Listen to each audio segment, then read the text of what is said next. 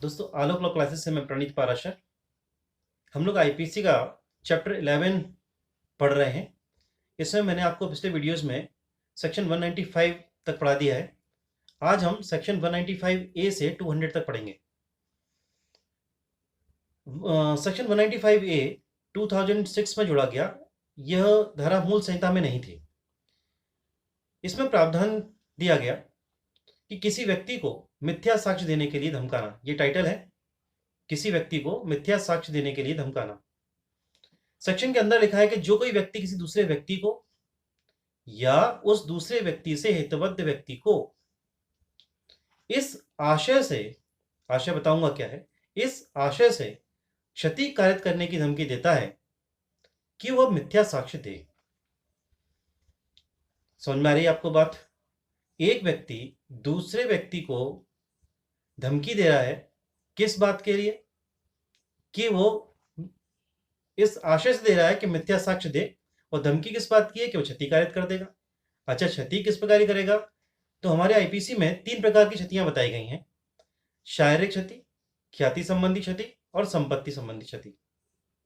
तो ये सेक्शन ये कहना चाहता है कि जो कोई किसी व्यक्ति को, किसी दूसरे व्यक्ति को या उससे हितबद्ध व्यक्ति को क्षति कारित करने के लिए, क्षति कारित करने की धमकी इस आशय से देता है कि वो मिथ्या साक्ष्य दे। और क्षति किस प्रकार की होगी? शारीरिक, ख्याति या संपत्ति संबंधी क्षति होगी। इसकी धमकी देता है, आशय है कि मिथ्या साक्ष्य दे वो व्यक्ति।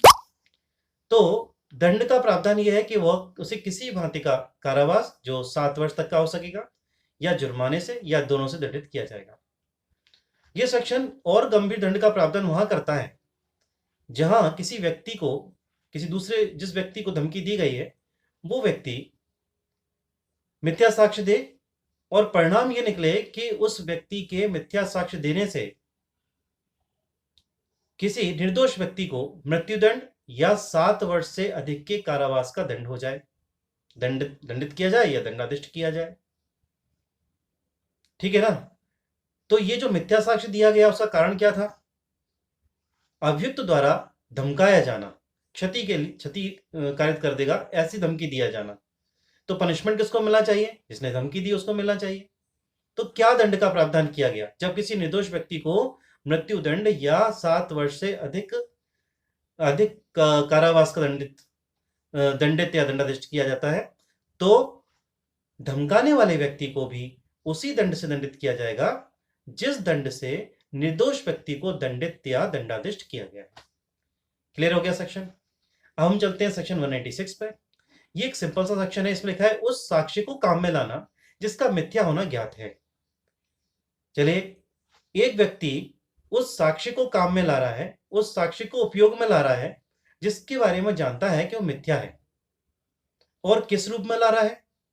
सच्ची या असली साक्ष्य के रूप में उपयोग में ला रहा है। तो फिर उसका इंटेंशन कैसा होना चाहिए? तो धारा में लिखा है इंटेंशन उसका भ्रष्टतापूर्ण होना चाहिए।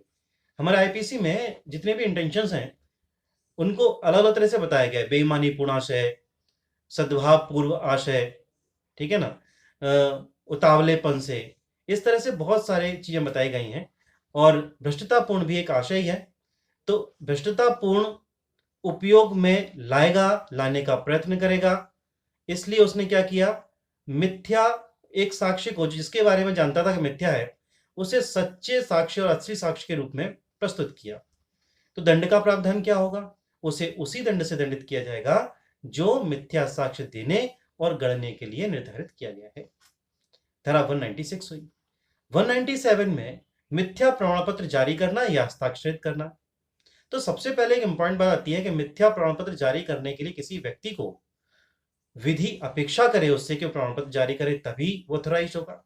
माने प्रमाण पत्र उस व्यक्ति द्वारा जारी किया गया हो जिसको विधि ने इस काम के लिए, प्रमाण पत्र जारी करने के लिए या हस्ताक्षरित करने के लिए प्राधिकृत किया हो। जैसा कि हम कई सर्टिफिकेट लेते हैं, उन सर्टिफिकेट्स में अगर कोई व्यक्ति मिथ्या प्रमाण पत्र जारी कर दे या फिर उस पर सिग्नेचर कर दे, ठीक है ना, तो विधि द्वारा अपेक्षित होना चाहिए प्रमाण पत्र, पहली बात। दूसरी बात, उसमें वो जो प्रमाण पत्र है उसमें दिया हुआ कथन या लिखे हुए तथ्य उस बात से संबंधित होने चाहिए जिसे विधितः साक्ष्य में ग्राह्य किया जाना है। मतलब किसी साक्ष्य में उस प्रमाण पत्र में लिखे हुए कथन को ग्राह्य किया जाना है, यह भी होना चाहिए। ठीक है ना। ऐसे किसी प्रमाण पत्र को सच्चे प्रमाण पत्र के रूप में प्रस्तुत करेगा, उस पर हस्ताक्षर करेगा, उसे जारी करेगा, तो फिर उसे वैसे ही दंडित किया जाएगा जैसे मिथ्या साक्ष्य देने के लिए दंडित किया जाता है। इसके बाद आते हैं हम सेक्शन 198 पे। 198 भी प्रमाण पत्र की बात करता है। कहता है 198 में लिखा है कि प्रमाण पत्र को जिसका मिथ्या होना ज्ञात है सच्चे के रूप में काम में लाना। यह धारा 196 से मिलती जुलती सी धारा है।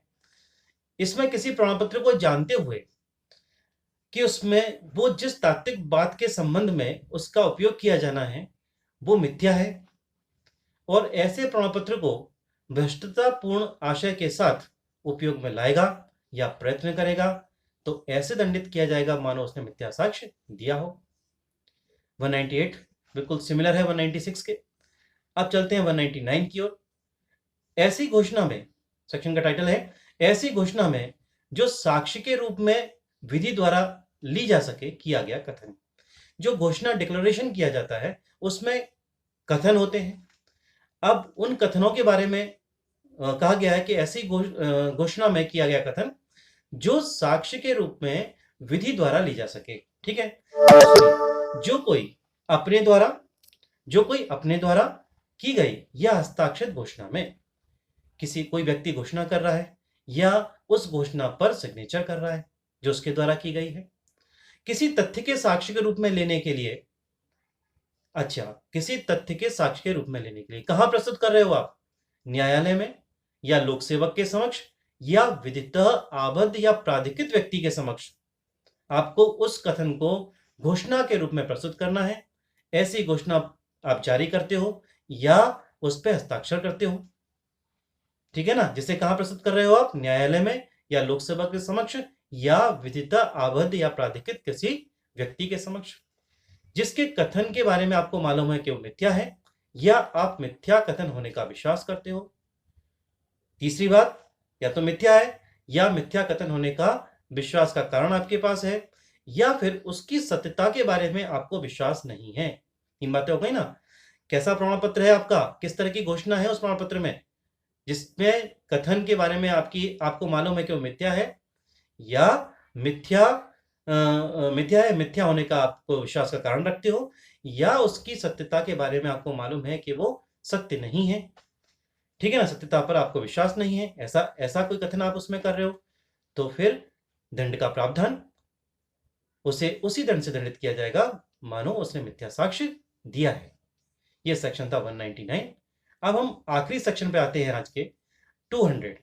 सेक्शन 200 कहता है, उसी घोषणा की बात कर रहा है, इसके हम ऊपर बात कर रहे थे, ऐसी घोषणा का मिथ्या होना जानते हुए सच्ची के रूप में काम में लाना। देखिए 196, 198 और 200 लगभग एक जैसे सेक्शन है, उनकी लैंग्वेज भी एक जैसी है।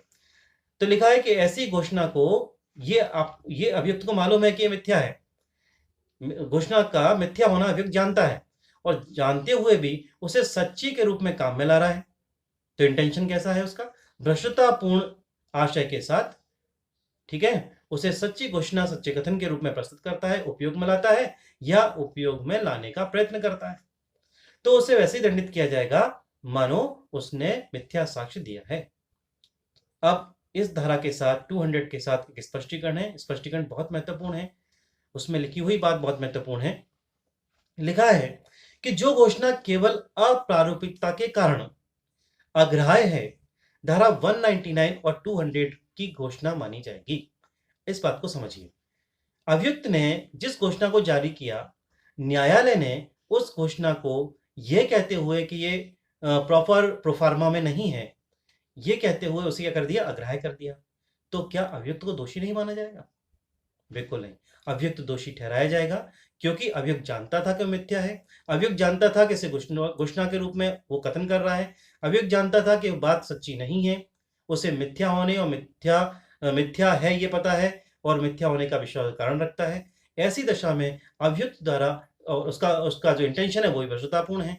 तो फिर अगर वो अप्रारूपिकता के कारण अग्राह्य भी हो गई है, तब भी 199 और 200 के अंतर्गत क्या माना जाएगा कि वो घोषणा वही घोषणा है जिसमें अव्यक्त दंडित किया जाएगा। इस तरह से ये कुछ मैंने मिथ्या साक्ष्य देने और गढ़ने के संबंध में विभिन्न स्वरूप थे उसके जिसमें दंडित किया जा सकता है, उसके बारे में डिस्कस किया। फिर नेक्स्ट वीडियो में नए ग्रुप ऑफ सेक्शन के साथ में आएंगे। ओके।